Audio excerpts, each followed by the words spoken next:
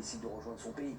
Maintenant, s'il décide autrement, on acceptera la décision et la vie continue. En tous les cas, c'est un joueur de qualité, tout le monde le connaît. Et l'avenir nous dira s'il nous rejoint ou pas. Voilà, Jamel Belmadi, que connaît très bien notre ami Nabil. Vous étiez au lycée avec lui? J'étais au lycée avec lui et quand on faisait les interclasses, il avait la réputation, on l'appelait Sangoku lors des matchs parce qu'en fait il prenait le ballon. Ah, comme dans les dessins. C'est un joueur qui a fait une belle carrière, il a été formé au Paris Saint-Germain, c'est Luis Fernandez qui lui a donné 12 minutes de temps de jeu du côté du Paris Saint-Germain, si je dis pas de bêtises. Ensuite il est parti à Martigues, il a été repéré par Roland Courbis, dont on parlait tout à l'heure, il est parti à l'Olympique de Marseille, ensuite Manchester City, etc. Et l'Algérie. On revient à l'Algérie. Merci pour cette petite anecdote.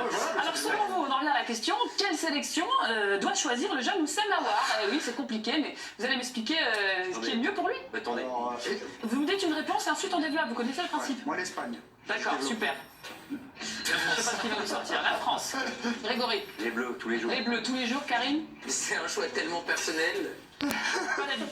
Mais non, mais il n'y a que lui qui peut choisir de sa destinée sportive. On peut répondre à ça. En général, c'est, sauf exception, mais il n'y a pas beaucoup d'exceptions, c'est très simple. Si le mec il peut jouer avec les Bleus, il joue avec les Bleus, sinon il se pose la question et il regarde les ascendances et le voilà. C'est-à-dire que tu te décotes, il n'y a rien à dire. Souvent, la clé est sportive.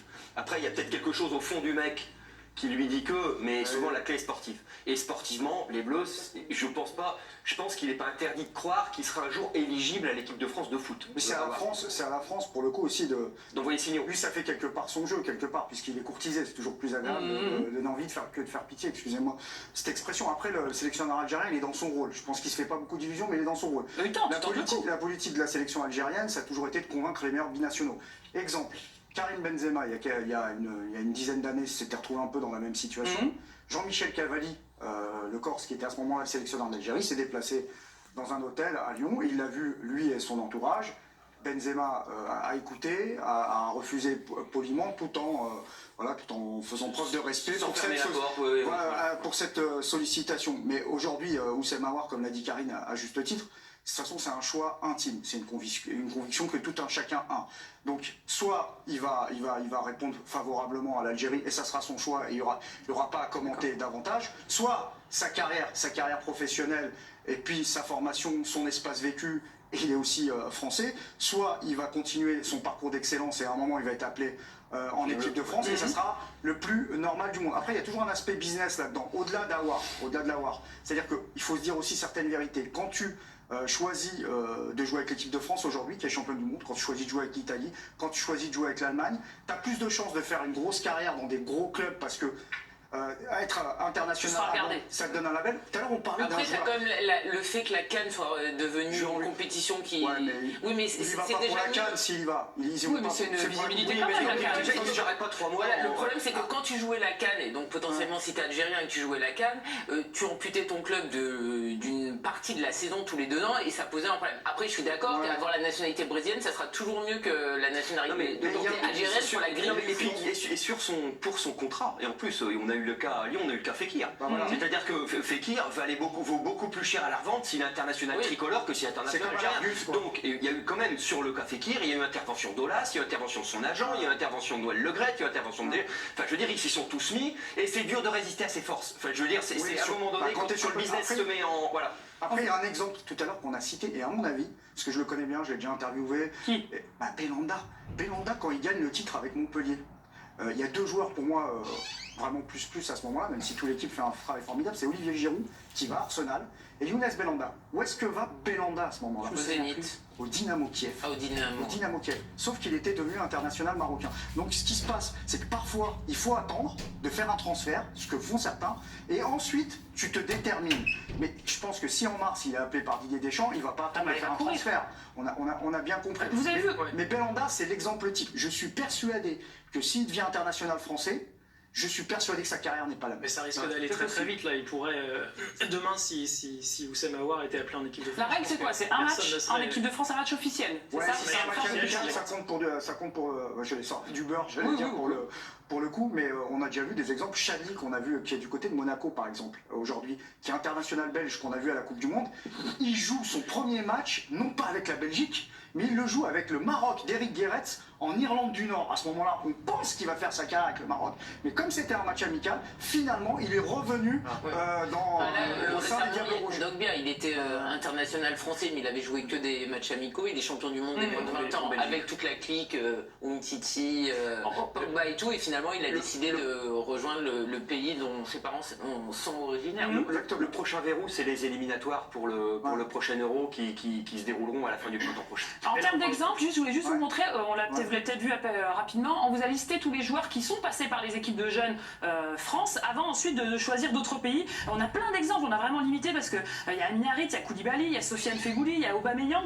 Ça peut faire donner envie aussi à certains joueurs d'aller vibrer, d'aller briller dans leur sélection, quoi. Ouais, après on parle d'un joueur qui est quand même là presque aux portes de l'équipe de France, contrairement à certains qu'on a vus là qui n'y étaient pas encore. Ouais. Demain, si Oussem Aouar était appelé, je pense que ça choquerait absolument personne. La dernière fois, au milieu de terrain, Sissoko a été rappelé parce qu'il y avait une blessure. Je pense que le prochain sur la liste, à mon avis, Oussem Aouar est vraiment très pour lui envoyer dans les arguments qui sont utilisés de l'autre côté, parce que c'est juste comme des entretiens où on essaie de convaincre de rejoindre une entreprise.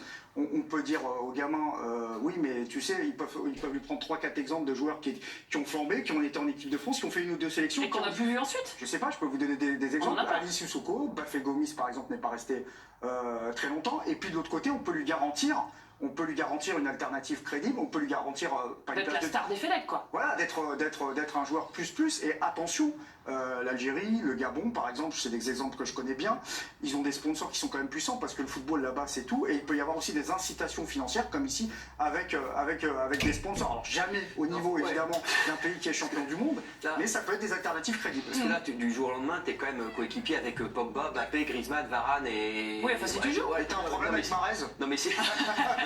Non mais attendez. Non mais forcément ça te tire par le haut, c'est des équipes qui à chaque fois qu'elles disputent une phase finale, elles jouent le titre, enfin là c'est la Oui, mais à son poste, le problème c'est que c'est extrêmement bouché en équipe de France actuellement. Regardez, on a listé un peu tous les bleus, c'est même pas des seconds couteaux, quoi. C'est du Pogba, c'est du Kanté, c'est du Tolisso, c'est du Rabiot. Il a quelque chose de spécial qui sont... Déjà, c'est un milieu de terrain qui a d'énormes statistiques. En termes de passes décisives et de buts, c'est un type il a quelque chose d'autre. Il a 4 passes décisives en 24 matchs là. Oui, c'est quand même, pour un jeune, il est beaucoup plus décisif depuis le début de saison. C'est quand même un type qui a explosé du jour au lendemain, qui a à la fois des qualités d'intelligence de jeu, de finesse technique, de vitesse, c'est un peu tout faire. C'est un profil qu'on n'a pas forcément en équipe de France. Ah ouais. Il ressemble pas à Pogba, il ressemble pas à Matuidi, c'est un vrai 8 qui est bon dans créatif, dans la vision du jeu, dans le mouvement. C'est d'ailleurs tout ce qu'avait dit Guardiola qui était complètement tombé sous son charme après les 2 matchs contre City. Après, quand on reprend votre liste du tableau, qui est intéressante. De l'équipe de France? Oui, c'est-à-dire ceux qui ont choisi finalement le Sénégal. Ah d'accord, ceux qui ont changé de pays. Vous avez fait une liste des milieux, là, elle est là. Mais en fait, ceux qui basculent, ceux qui parfois honorent des sélections africaines, c'est souvent des joueurs à éclosion tardive. C'est-à-dire que c'est des joueurs qui flambent subitement, qu'on dessert un potentiel entre 17 et 20, qui sont pas au rendez-vous entre 20 et 23, et du coup qui disparaissent un peu des radars. Et boum, qui explose un peu plus tard. Et dans cette liste-là, si on la reprend, c'est le cas de beaucoup, mais c'est pas le cas d'Aouar aujourd'hui. Parce que Aouar, il fait des étapes une par une, avec un parcours d'excellence. Donc, logiquement et naturellement, sauf si Didier Deschamps, et c'est son droit, estime que il voit pas de valeur ajoutée, ça m'étonnerait, mais bon, sauf s'il l'appelle pas. Là, s'il l'appelle pas, c'est autre chose. Donc là, vous êtes dans la tête de Didier Deschamps, vous entendez le sélectionneur algérien qui veut le recruter. Est-ce que vous vous dites, il va falloir que je le fasse jouer au moins une petite minute au prochain match ou pas forcément? Non, mais je crois pas que ça soit... Non, mais s'il le prend, c'est parce qu'il a envie du joueur, c'est pas pour le bloquer. Parce qu'il a un potentiel incroyable aussi. Souvent c'est curieux quand même. La manière dont ça se passe. Non, parce que par exemple Kanté, avant d'être appelé, il lui avait jamais envoyé de signaux. N'Golo Kanté. Il a été appelé en mars 2016, sauf erreur de ma part. Et on lui avait posé la question. Moi j'étais sûr quand même qu'il le travaillait parce que le mec il cassait déjà la baraque à Leicester. Il avait le Mali Kanté. Il avait le Mali qui cassait la baraque à Leicester. Enfin on savait déjà, c'était quand même une... Et il a dit non, c'est un jour, j'ai eu la convocation en mars, il n'y avait pas eu d'alerte ou de... D'accord. Alors que j'étais persuadé, dans ma petite tête, qu'on travaillait le joueur en amont après l'histoire, pour ne pas qu'il choisisse d'autres sélections, pour rassurer le gamin, pour lui dire t'es là. Mais en tout cas sur Kanté, non, il a reçu un beau jour la convocation en mars et ça s'est passé comme ça. Oui, mais parce que Greg aussi, là tu racontes par exemple cette histoire, mais tu as l'autre exemple quand même, Nabil Fekir, où il y a eu énormément de pression. C'était horrible. Et c'était quelque chose qu'il faudrait surtout ne pas refaire, tu vois, aussi. Je veux dire, ce que Fekir a subi, il a décidé de choisir l'Algérie, puis il rétropédale. C'est que le libre arbitre du joueur a été balayé. Bon courage, Oussem.